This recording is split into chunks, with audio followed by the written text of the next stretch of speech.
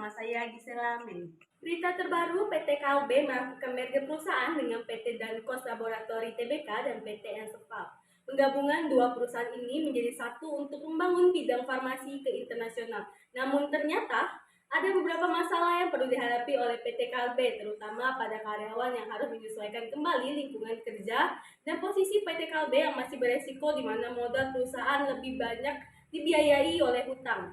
Oleh karena itu, selanjutnya akan saya serahkan kepada Michelle Grace sebagai pewawancara yang sudah ada di tempat. Untuk Michelle, apakah sudah tersambung? Baik, sudah terdengar. Terima kasih kepada presenter yang berada di studio. Baik, selanjutnya saya Michelle Grace yang akan mengambil alih kasus ini dengan mewawancari narasumber secara langsung. Baik, di sini saya sudah bersama dengan narasumber pertama, yaitu Helen Francisca, selaku CEO PT Kalbe. Baik Bu, saya ingin bertanya dengan Ibu, apa sih latar belakang dari PT Dankos, PT Ensepal, dan PT Kalbe? PT Dankos, Ensepal, dan PT Kalbe merupakan perusahaan manufaktur yang bergerak di bidang farmasi. Perusahaan-perusahaan ini memiliki suatu komitmen dan visi yang sama, yaitu menjadi perusahaan farmasi yang berkomitmen melalui penerapan ilmu dan teknologi untuk meningkatkan kesejahteraan masyarakat dan menjadikan perusahaan yang dikenal secara global atau secara internasional. Setiap peran dalam masing-masing perusahaan tersebut memiliki peran yang saling melengkapi. Contohnya PT Ensepal menjadi salah satu agen dan distributor umum, dan KOS yang berperan dalam kesejahteraan dan mutu produk, dan PT Kalbe memiliki keterikatan hukum dan perusahaan terkuat. Baik, berarti ketiga perusahaan ini merupakan perusahaan manufaktur ya Bu, yang bergerak di bidang farmasi. Nah, jadi ketika PT ini melakukan merger atau penggabungan perusahaan yang menjadikan PT Kalbe menjadi perusahaan terbesar di Asia Tenggara. Nah, apa sih tujuan dari penggabungan ketiga perusahaan ini Bu?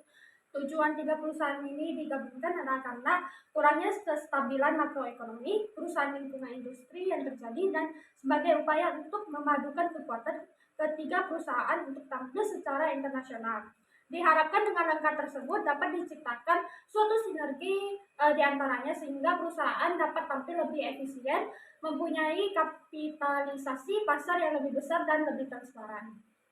Oh, berarti bisa kita simpulkan bahwa penggabungan dari ketiga perusahaan ini dikarenakan kurangnya kestabilan makroekonomi, perubahan lingkungan, industri, dan penggabungan kekuatan supaya bisa tampil internasional. Nah, baik, terima kasih Bu Helen atas informasi yang telah disampaikan. Baik, sama-sama. Selanjutnya kita langsung saja beralih ke narasumber kedua, yaitu Ibu Iska sebagai manajer dari perusahaan PT Kalbe. Halo Ibu, selamat malam. Iya, selamat malam. Nah Bu, saya ingin bertanya ini dengan Ibu, dari penjelasan Ibu Helen tadi kan, Ibu Helen sudah menjelaskan tujuan-tujuan dari mengapa ketiga perusahaan itu digabungkan.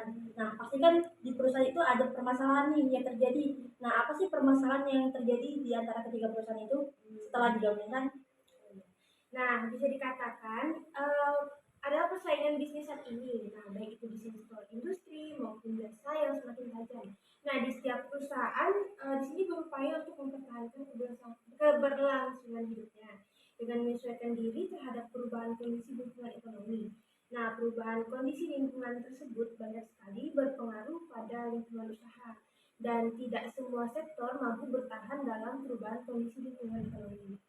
Nah, kemudian banyak perusahaan melakukan berbagai cara untuk mengembangkan usahanya, dan tentu tidak sedikit dana yang dibutuhkan perusahaan kami untuk mengembangkan serta menjalankan kegiatan-kegiatan usaha perusahaan. Nah, persaingan tersebut sebenarnya menurut perusahaan dalam bidang industri untuk terus tetap menjaga perkembangan usaha dengan meningkatkan kinerja manajemen. Oh, begitu ya Bu. Nah, dari permasalahan Ibu sampaikan tadi kan pastinya ada tindakan penyelesaian Ibu. Nah, apa sih tindakan penyelesaian dari perusahaan PT Kalbe dalam mengatasi masalah tersebut? Nah, jadi begini, sebelum kita membahas penyelesaiannya, nah kita bahas terlebih dahulu nih masalah-masalah yang apa sih masalah yang perusahaan kami hadapi. Nah, boleh Bu jelaskan permasalahan yang terjadi? Di sini masalah yang terkait itu misalnya seperti yang pertama itu karyawan yang harus menyesuaikan kembali dengan lingkungan kerja yang berbeda. Nah, di sini karyawan perusahaan Kalbe Farmasi harus menyesuaikan diri pada kinerja perusahaan Dankos dan Enval. Nah, di mana perusahaan Dankos merupakan sebuah perusahaan farmasi yang berada di Indonesia. Nah, sedangkan di Enval itu merupakan perusahaan distribusi yang logistik yang mana sistem perusahaan yang berbeda-beda dan memiliki biaya kerja yang berbeda. Nah, di sini kan ada perusahaan Dankos nih. Nah, di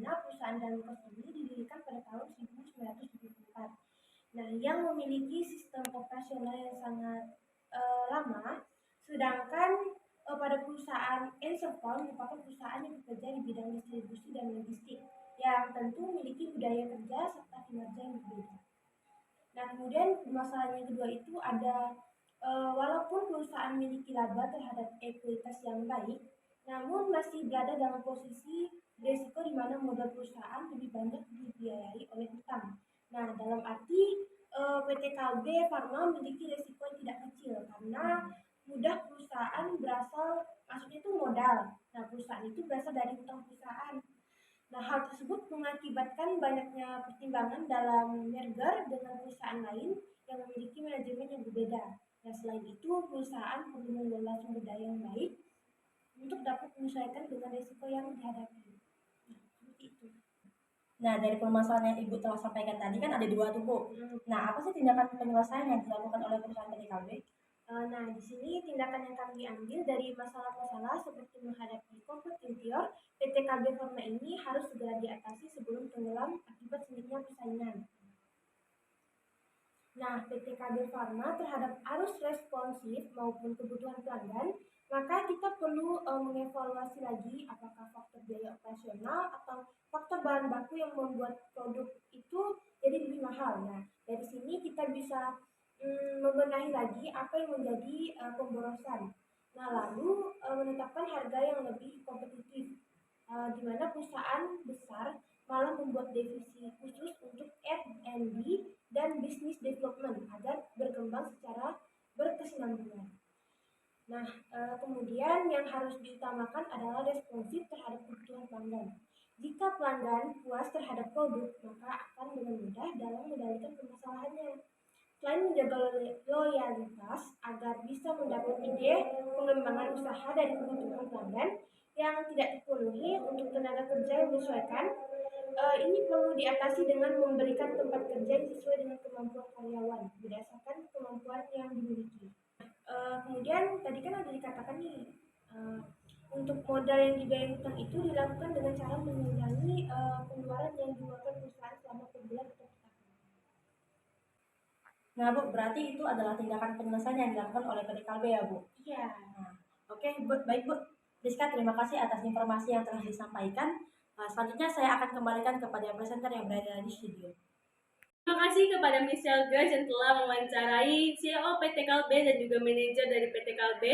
Dapat kita simpulkan, ternyata selama PT Kalbe berjalan dengan melakukan penggabungan dengan PT Grankos Laboratory Tbk dan PT Enserval, ternyata terdapat beberapa masalah, namun dapat diatasi dengan baik dan sigap oleh PT Kalbe sehingga PT Kalbe tidak jatuh terlalu dalam dengan masalah dengan cara menetapkan harga yang kompetitif, membuat divisi khusus, dan merespon kebutuhan pelanggan untuk menjaga loyalitas mereka. Baik, sekian dari berita hari ini. Sampai jumpa minggu depan. Saya Gisela Mendi, pamit undur diri.